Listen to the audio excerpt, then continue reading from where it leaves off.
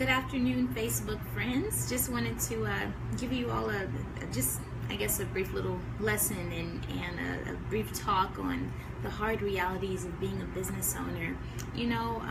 There's a few myths that I hear quite a bit, and one of them in particular I hear from a lot of young folk that have been working quite a bit, and they're a little bit frustrated. I mean, especially with millennials, they get frustrated with the process of having to go to work, having to be there at a certain time, all these expectations being put on them that they don't necessarily understand the purpose of them. And one of the myths that I hear quite a bit is that, hey, well, if I'm always late for work and I don't want to do this and I don't want to do that, I don't want to follow these rules, they believe that maybe it qualifies them to start a business. And I just want to talk to you just on the realistic side. Some of the things you're probably not going to read in a book because everyone wants to market to you and make you feel all cozy about entrepreneurship, but it's not a cozy feeling. It's a lot of discomfort. It's a lot of dedication. It's a lot of discipline. So what I'll say to do is, if you have a hard time making it to work on time, master that as an employee before you decide to go out and start a business. Think about that. You don't necessarily change just because you're a business owner, and you're not more motivated to manage your time just because you're a business owner. All of those same behaviors from your job are going to come into your business. But the problem with that is now it costs you being the top, being the person with the reputation, and not necessarily your boss. You'll have a team if you show up to work this late that might already be there working and getting things done, whereas if it's your business and you show up to a meeting late, or you show up to a prospective meeting late, you look bad, and now that's your company and your reputation. So think about that. You have to really think about how it makes you look, especially if you hire people under you. It takes a while to get to that point. If they're late, if those behaviors, it's not looking good to them if their boss isn't already there, and it's not very motivating. So I want you to really take the time and master some of those disciplines while you have a day job, so that way when you start a business, you're already disciplined to be successful at it. You probably don't want to make those mistakes. They're very expensive to make. So just think about those sorts of things. Entrepreneurship is a disciplined lifestyle. Very disciplined lifestyle. You spend a lot of time on those weekends where everyone else is off work. You're there. Maybe you're not doing the actual job at hand. You might be going over your books. You might be looking over your open invoices. That might be a time that you spend composing your email newsletter and doing some additional marketing. Instead of going to the club or the bar or wherever you like to go, you might have to see those places as your opportunity to pass out business cards and network. So even your recreational activities, they start to change a bit because you have to utilize your spare time to now get business, and then your business hours you have to use doing the work. So it really is a lifestyle. It's hardly a job that you do. It's not the same 9-to-5 mentality. The other thing that you're probably not going to read in many of the books is how much failure it really does take to succeed. No matter how much you educate yourself, no matter how much you read, it still does not negate your own personal learning experience. There are so many entrepreneurs that, if you really sat down and talked to them, they'll tell you how many businesses they start that produced no profit, how many businesses they start that had that failed, that flopped, didn't have the right team, tried to take on partners too soon, wasn't profiting enough too soon, didn't charge enough. Whatever the case might be, all those things happen before you find that business that might actually work. So there's no such thing as overnight success. For some people it takes 10 years to become an overnight success, and they just compile all those journeys, all those failures into that one moment where they write it down and it all counts, to say, hey, you know what, I messed up. I didn't start a business plan, or I didn't properly plan. I didn't understand taxes. I didn't understand accounting. I didn't understand marketing. And you learn so much along the way. So you can't be afraid to fail. You can't be afraid to mess up. You're going to do it anyway. The sooner you start failing, the sooner you'll start winning. That's just how it is. Just giving it to you straight. But I just wanted to tell you, just out of my own personal experience of just things I didn't know and learned along the way, and I've been trying to be successful at it probably since I was maybe 15, 14 years old, with my first business as a seamstress. And you just pick up so much, and you gain and you collect information, you build a network.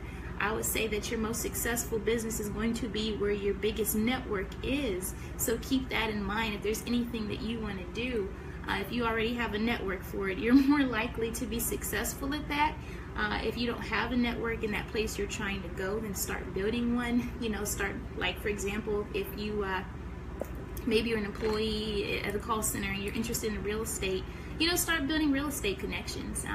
Going out there, meeting different agents, real estate. There's BIA, there's all sorts of associations that you can join. I think that associations and memberships are really nice, especially ones who might meet and they have socials and breakfasts and lunch and learns. A lot of people, they'll make the common mistake of going to network meetings. I don't like them, and I'll tell you why. Everyone there has their hand out. Everyone there is trying to get business, but they're not necessarily looking to give it. The best place that you're going to network are going to be alongside other entrepreneurs who are trying to learn. If you take classes, it's a more humble environment, it's more laid back, and you have an opportunity to meet and connect with people who are trying to do the same thing that you're trying to do. So take classes, workshops, whatever it is, but I just want you to keep that in mind. It's not a lifestyle that you take on because you can't follow the rules at work. It's a lifestyle that you take on because you've mastered the rules at work in your day job. You were such a great employee that now you're ready to start a business. It's not because you were a terrible employee, because that will still make you a terrible entrepreneur. Even when you think about your company, you're like, hey, I want to raise. You have to ask yourself, am I an asset to my company or am I a liability? Do you call off a lot? Are you unreliable? What does your employment do to the bottom line of your company? Are you adding to it? Are you milking that company for its resources? Are you sitting on the clock and you're not doing much in between things, or are you helping?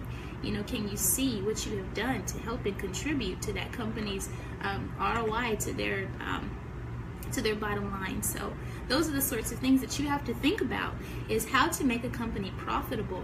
And you can think about that right now with the job that you have. How can I help the company I'm in grow? And once you know how to make a business grow, then you can go and start your own business and make it grow. It's the same thing. It's the same mentality in that regard. So I just wanted to encourage you to really develop those disciplines. Sometimes, we think, well, I'm supposed to have a business right now. Sometimes you don't have one, and it's for a reason. It's for a good reason. I think that everything happens in the time it's supposed to happen. So ask yourself, what do I yet have to learn? What do I yet have to master, to discipline myself to do, and able to grow so that way I can be successful at this? Because it's very expensive to make mistakes. It's very expensive to fail. If you can avoid it, do all those sorts of things and pull your training together while you have a job right now that has benefits and that has PTO and some, a teammate that can take on some of the load. Take a step up, take some leadership. Instead of saying, well, I'm not getting paid to do that, I'm not going to do it. Well, guess what? You might have to learn how to do this in your business. So see the opportunity in the free education. Really say, hey, you know what? I need to learn how to be multifaceted. Don't just focus on the job role you're getting paid for. The point is, if you want to move up in a company, or if you want to be able to be the kind of person who can help a company move up, you have to learn how to do it now. So don't think that just because you have a day job, you're not working on your business. The best thing you could do is work on yourself, and the investment that you make in yourself is the greatest investment of all. And that's something you can do without going to college right now. Talk to your management team, find out what do they need from you to be successful in their business, because you don't have that job because you need a job or because you need a paycheck. They hired you to solve a problem, and they hired you to help their company be better. So do that. And once you have that mentality, you know how to make something better, then you can go start your business and make your business better. So I'm just want to encourage you, don't be stingy with your time. Ask your company, what can I do to help? They might not pay you extra for it, but guess what? When you start your business, it's going to be a long time before you get paid, really get paid. There's a difference between being revenue generating and being profitable. So it'll be a while before you're profitable. That's just the reality of starting a business, and that might be the case while you're moving up. You might not get paid extra over time or whatever it is, to really help your company succeed. So anyhow, that's the reality of entrepreneurship. They're hard realities. It's very uncomfortable. It's very hard. but it is a lot of fun. It's very rewarding, and I think it's always rewarding to see something grow. It's always rewarding to see something succeed in your life. You can do that right now, every day. So anyhow, I hope you guys have a great holiday weekend, and I will chat with you soon. If you have any questions, feel free to go to my website, RameyMarketing.com, where you can inbox me, and I will be happy to chat with you soon. Bye.